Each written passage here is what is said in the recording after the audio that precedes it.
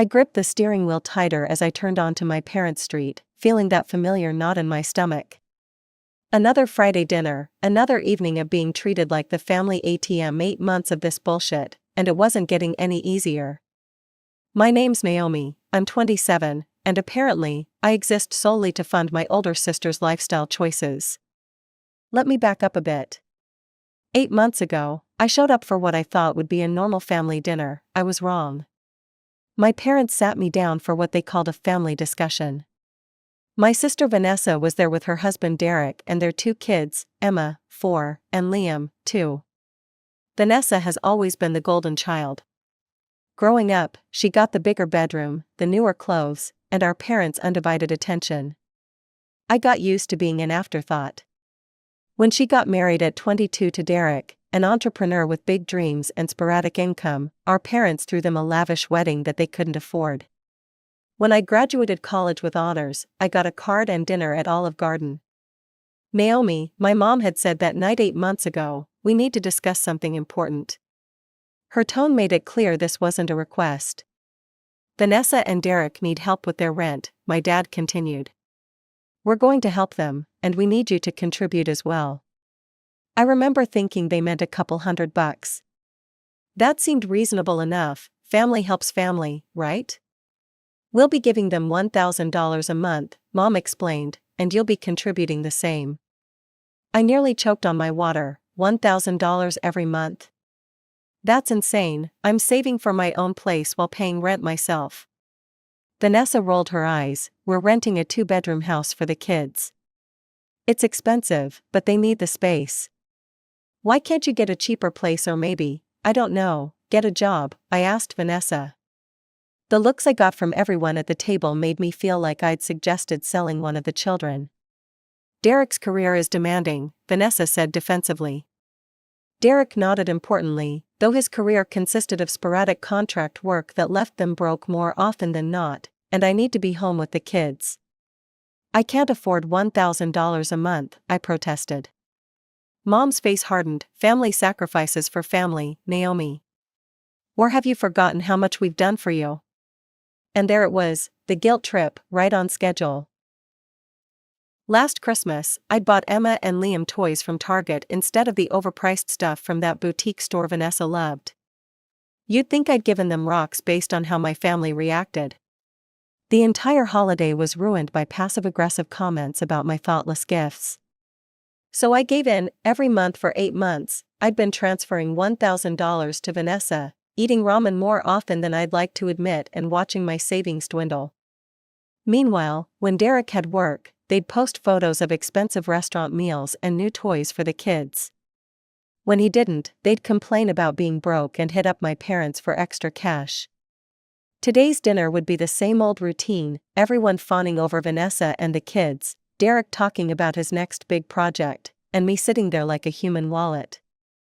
I pulled into the driveway, took a deep breath, and prepared for the usual circus. Inside, it was exactly as I predicted. Mom and Dad were on the floor playing with Emma and Liam.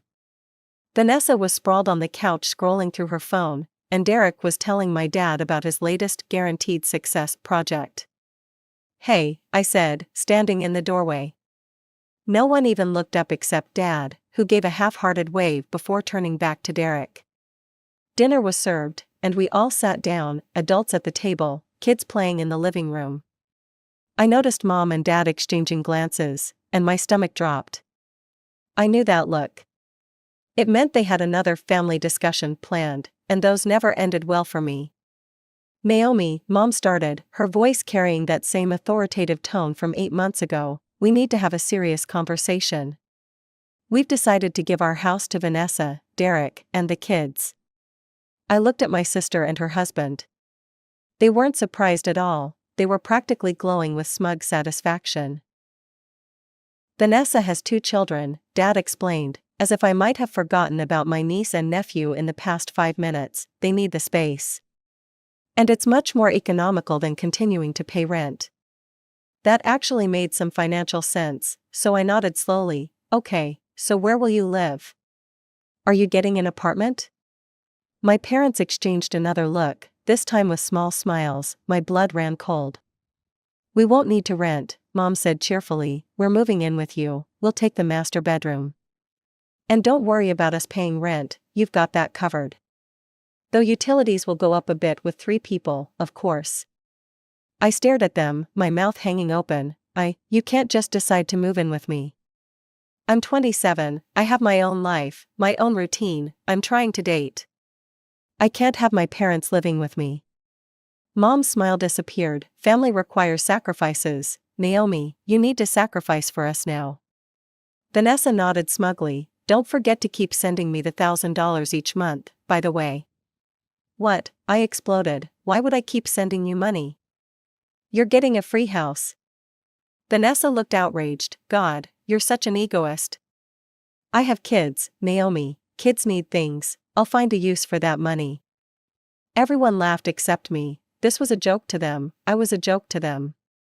It's all settled then, Dad said with finality. We'll be moving in soon. I stood up, my hands shaking. I need to go. I should clear out the master bedroom for you. What I really needed was to get out of there before I screamed or burst into tears, or both. I drove home in a rage, my knuckles white on the steering wheel. Every memory of being overlooked and taken advantage of by my family flooded back at once. The birthdays where my gifts were an afterthought. The time I got a promotion and no one remembered to congratulate me. The countless times I dropped everything to babysit Emma and Liam while Vanessa and Derek went out, never even getting a thank you. What had they ever done for me? Nothing, not a damn thing. By the time I reached my apartment, I knew exactly what I needed to do. I wasn't going to let them steamroll me again, not this time. I grabbed my phone and called my landlord, Scott. He was a decent guy in his 50s who owned several buildings in the area. Hey Scott, it's Naomi from 4B, I have a situation I need to discuss with you. What's up, Naomi, everything okay with the apartment? I took a deep breath and explained the whole situation, the monthly payments to my sister, my parents giving away their house, and their plan to move in with me without even asking. To my surprise, Scott didn't sound annoyed or inconvenienced. He sounded genuinely sympathetic. Man, that's rough, he said when I finished.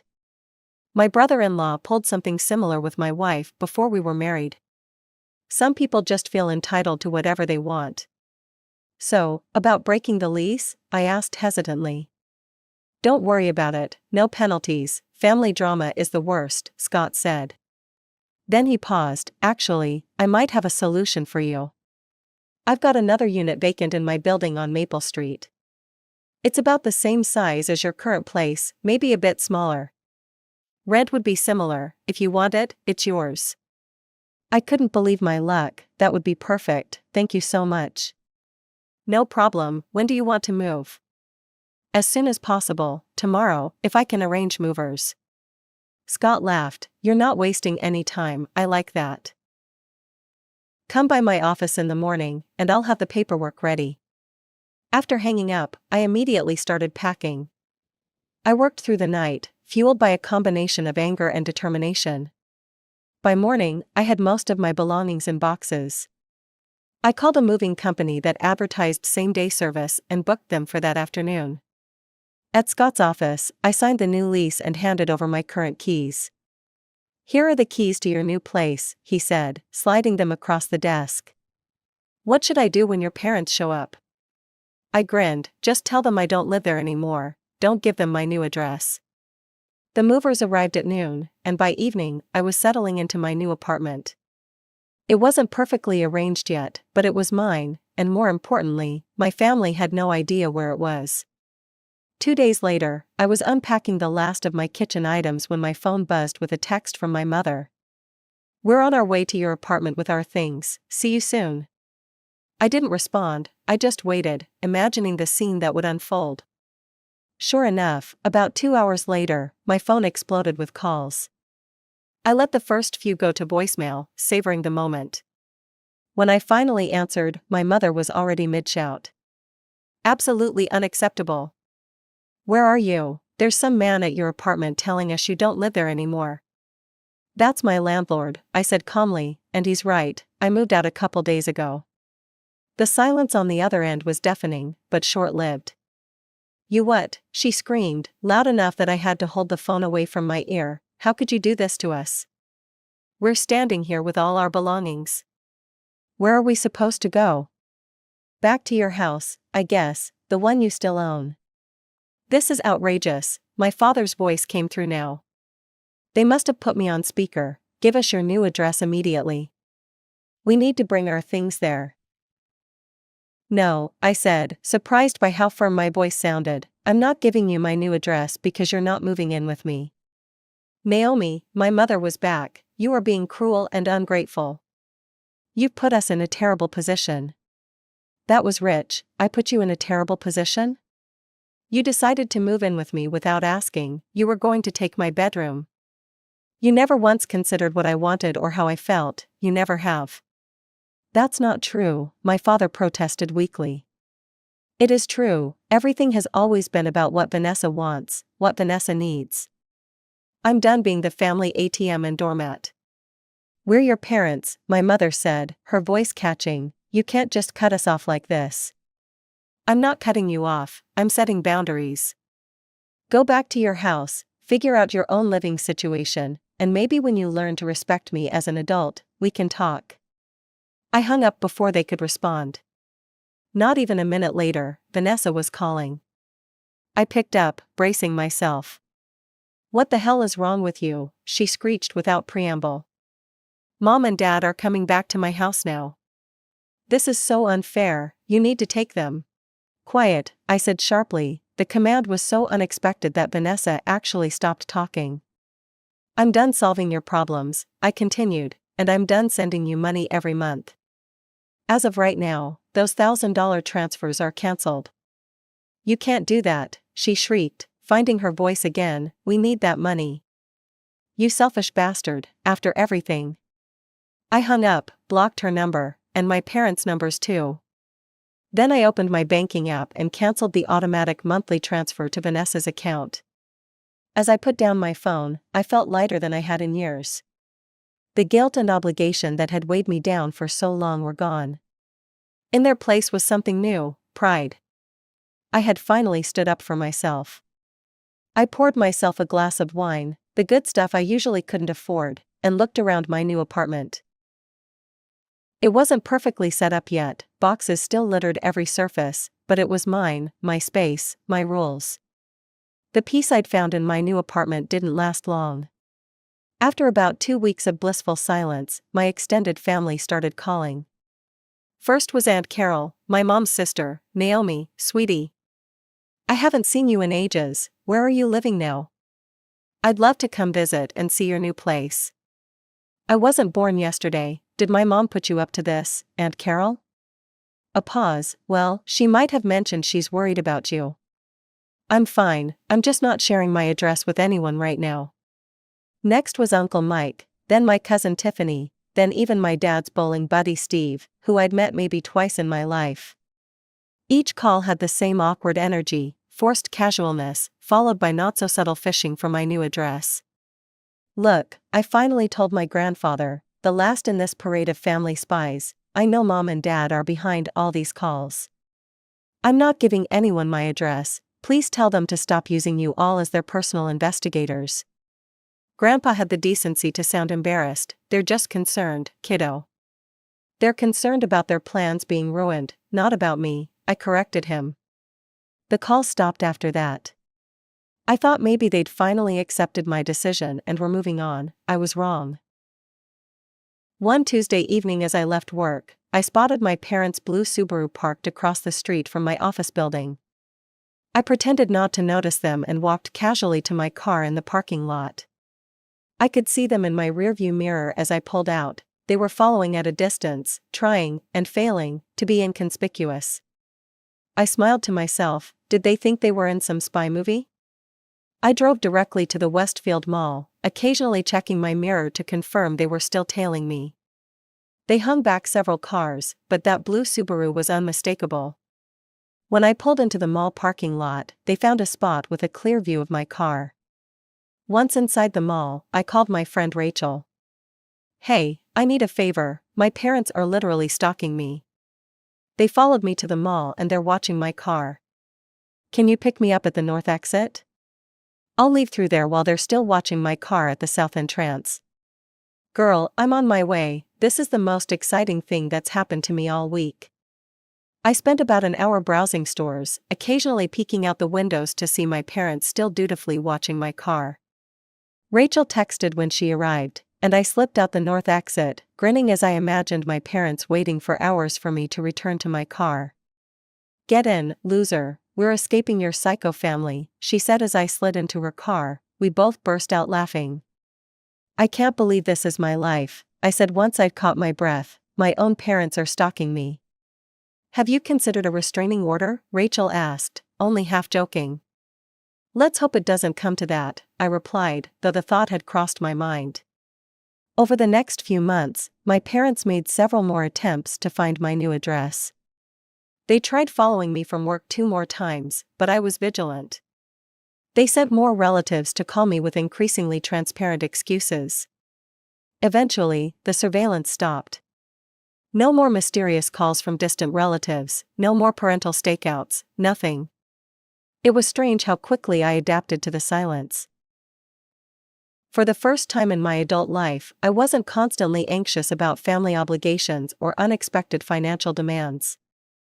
I started putting the $1,000 I used to send Vanessa into savings each month. I went on dates without worrying about my parents showing up unannounced.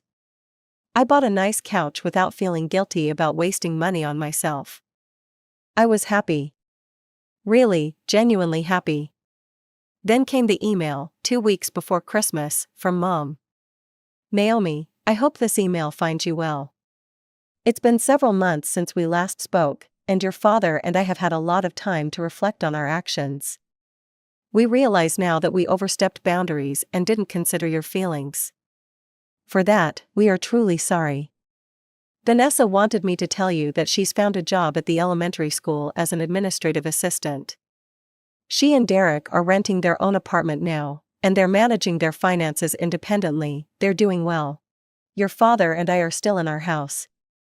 After you left, we realized how unreasonable our expectations were. We should never have tried to force ourselves into your life that way. We would very much like to see you this Christmas. Nothing fancy, just family dinner at our house, no demands, no expectations. We miss you, Naomi, we'd like a chance to make things right. Please consider it, you don't need to respond right away, love, Mom. I read the email 3 times, not quite believing what I was seeing. An apology, from my mother? And Vanessa had a job? Was this a genuine olive branch or another manipulation tactic? After a lifetime of being the less favored child, of having my boundaries trampled and my generosity exploited, could I trust this sudden change of heart? I closed the laptop without responding. I needed time to think. That night, I dreamt of childhood Christmases. The way Vanessa would rip open mountains of presents while I carefully unwrapped my much smaller pile. The way Mom would beam when Vanessa hugged her but barely notice when I did the same. The constant comparison, the persistent feeling that I was somehow less worthy of love and attention. But I also remembered glimpses of genuine connection. Dad teaching me to ride a bike. Mom nursing me through a terrible flu when I was 10. The rare moments when Vanessa and I got along, sharing secrets and giggling late into the night before our relationship soured in our teens. Were those moments enough to build a new relationship on? Could we ever have a healthy family dynamic, or would I always be the afterthought, the backup plan, the walking ATM? I didn't have answers. All I knew was that I'd found my strength, my voice, my boundaries. Whatever happened next, I wouldn't lose those again. I stared at my mother's email for days, the cursor hovering over the reply button before I'd close my laptop and walk away. Christmas was a week away, and I still hadn't decided what to do. I drafted and deleted a dozen replies to my mom's email. None of them felt right. Too cold, too forgiving, too tentative. Finally, I wrote. Mom, I'll come for Christmas dinner. What time should I be there? Short, non-committal, but not rude. I hit send before I could change my mind. My mother's reply came less than an hour later. Naomi, we're so happy you're coming. Dinner will be at 5, your father is making his special prime rib. Just bring yourself, no gifts necessary, love, Mom. The no gifts necessary part caught my attention. Usually, my family made a big deal about expensive presents, especially for Vanessa's kids. This was different. The week leading up to Christmas was a blur of last-minute work deadlines and holiday preparations. Despite my mom's assurance that gifts weren't necessary, I picked up small presents for everyone, nothing extravagant, just thoughtful tokens. I wasn't going to change who I was just because they might have changed. Christmas Day arrived cold and clear. I dressed carefully in a sweater I liked, not the one Vanessa had once told me at least hides your stomach. I drove to my parents' house with a knot in my stomach, rehearsing responses to potential provocations. If they ask for money, I'm not in a position to help financially right now. If they pressure me about my address, I'm happy with my living situation and prefer to keep it private. If they criticize my life choices, I appreciate your concern, but I'm comfortable with my decisions. I pulled into the driveway, took a deep breath, and approached the front door. Before I could knock, it swung open. My mother stood there, looking somehow smaller than I remembered. She stepped forward and hugged me, not the perfunctory embrace I was used to, but a real hug, tight and lingering. I stood stiffly for a moment before cautiously returning it. Inside, the house smelled like prime rib and pine. My father appeared from the kitchen, wiping his hands on a dish towel. "There she is," he said, smiling hesitantly. He too embraced me, patting my back awkwardly. "Merry Christmas, kiddo." "Where are Vanessa and the gang?" I asked, glancing around the suspiciously quiet house. "They'll be here at 5, Mom explained. "We asked you to come early. We wanted some time just with you." This was definitely new. I followed them to the living room, where a fire crackled in the fireplace and 3 mugs of hot chocolate waited on the coffee table. "Naomi," Dad began once we were seated, "we owe you an apology, a real one, not just an email." I nodded, waiting. "We've been unfair to you," Mom continued, "for a long time, not just with the housing situation." She looked down at her hands. "We've favored Vanessa, we've taken you for granted, we've treated you like your only value to this family was financial." "Why?" I asked simply. It was the question I'd wanted to ask my entire life. My parents exchanged glances. "Vanessa was always more demanding," Dad explained. "She needed more attention, more help. You were so independent, so capable. We leaned on you because you seemed like you could handle it. We mistook your strength for immunity to being hurt," Mom added. "That was wrong of us." I took a sip of hot chocolate, processing their words. "And Vanessa? Has she had a similar epiphany?" They exchanged another look. "She's working on it," Dad said. "Getting a job has been good for her. Derek too, he's taken a steady position with an accounting firm." We talked for over an hour, really talked, in a way we never had before. They asked about my job, my friends, my new apartment, though they didn't press for the address. I found myself slowly relaxing, cautiously optimistic. At 5, the doorbell rang. Vanessa, Derek, and the kids had arrived. I braced myself for the old dynamic to resurface. Vanessa entered first, the kids trailing behind her. Her eyes found mine immediately. "Naomi," she said, her voice uncharacteristically subdued. "Merry Christmas." "Merry Christmas," I replied neutrally. An awkward silence fell. Then, to my utter shock, Vanessa stepped forward and hugged me. "I'm sorry," she whispered, "I've been a terrible sister." I froze, completely unprepared for this. Vanessa had never apologized to me for anything in her entire life. "Thank you for saying that," I managed. Dinner was surreal. Vanessa talked about her job with genuine enthusiasm. Derek discussed his new position without a single mention of getting rich quick. The kids were well behaved, and when Emma spilled her juice, Vanessa cleaned it up herself instead of expecting Mom or me to do it. No one asked me for money. No one made passive-aggressive comments about my life choices. No one tried to make me feel guilty for setting boundaries. After dinner, as we exchanged the modest gifts we'd all brought, I found myself laughing genuinely at Dad's corny jokes, accepting Mom's compliments without searching for hidden barbs, and actually enjoying my niece and nephew's excited chatter.